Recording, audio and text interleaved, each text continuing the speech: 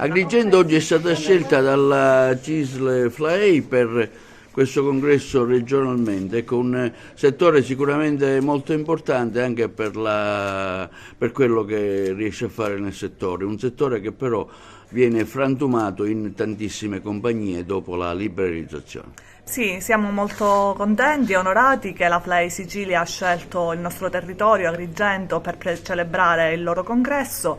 Abbiamo, tra l'altro, tra la scelta appunto è caduta su Agrigento perché Agrigento, come sappiamo, vive il titolo di Capitale della Cultura 2025, quindi stiamo cercando anche con i nostri congressi di dare, diciamo, seguito a quella vetrina che Agrigento appunto merita di avere durante questo periodo. Voi siete stati un po' critici anche come cartello sociale, voi fate parte per Agrigento Capitale 2025? Assolutamente sì, siamo stati critici, ma solo per auspicare che il titolo possa avere davvero quello che meriti, e bisogna accelerare immediatamente e mettere a terra tutto il programma che è stato pensato, e abbiamo più volte detto, l'ho detto anche io durante il mio congresso, che bisogna che Agrigento Capitale della Cultura viva davvero questo momento come un momento importante, affinché non sia limitato nel tempo di questo anno, ma possa avere delle ripercussioni in termini positivi, chiaramente, come occupazione e come investimenti reali e concreti che possano rimanere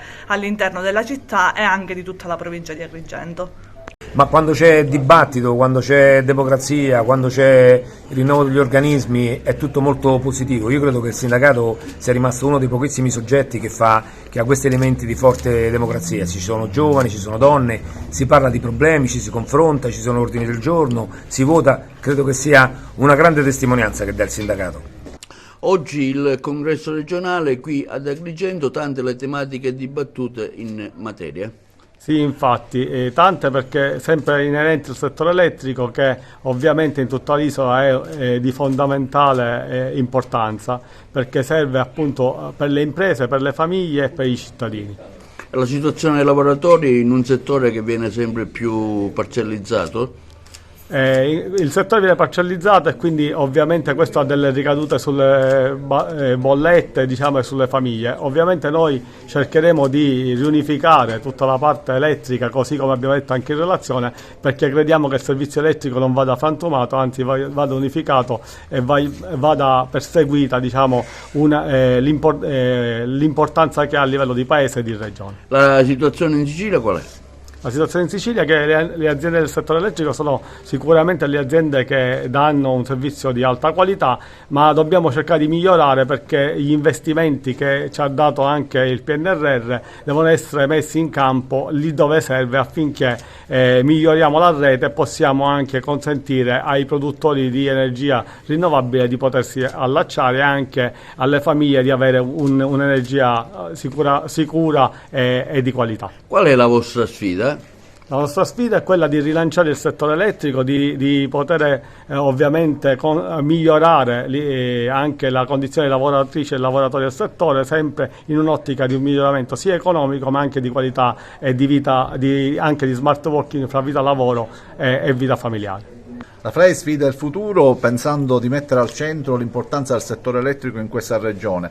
Come CISL Sicilia sosteniamo le politiche che la nostra federazione sta mettendo in campo, abbiamo bisogno di maggiori investimenti, abbiamo soprattutto bisogno che questi investimenti si traducano in migliore qualità del servizio e soprattutto riduzione del costo delle bollette. Ecco, la CISL cosa fa in questo senso? La CISL in questo senso sta sollecitando il governo regionale a mettere in piedi un piano energetico regionale nuovo che abbia delle caratteristiche possano contribuire al miglioramento della qualità del servizio in questa regione.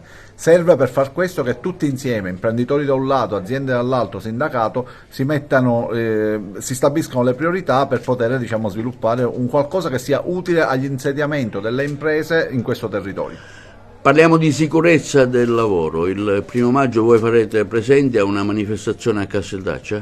Sì, diciamo che la sicurezza sul lavoro è fondamentale perché tutte le persone che escono per lavorare devono poter tornare a casa. Il 1° maggio a Casteldaccia ci sarà una delle 3 piazze nazionali in cui si parlerà di questo tema. Quindi il 1° maggio dedicato a salute e sicurezza significa che CGIL, CISL e UIL vogliono guardare con attenzione a questo tema e soprattutto vogliono riaccendere o continuare ad accendere questo faro su un tema che è fondamentale. Per la sicurezza bisogna che cambi la cultura, per la sicurezza bisogna che si vada nelle scuole, per la sicurezza bisogna che ciascuno faccia il proprio lavoro e soprattutto che sappia quali rischi ci sono all'interno del lavoro che fa. Per noi sarà fondamentale il 1° maggio essere in piazza, saremo tantissimi, anzi invitiamo le persone ad esserci a Casteldaccia e a Palermo.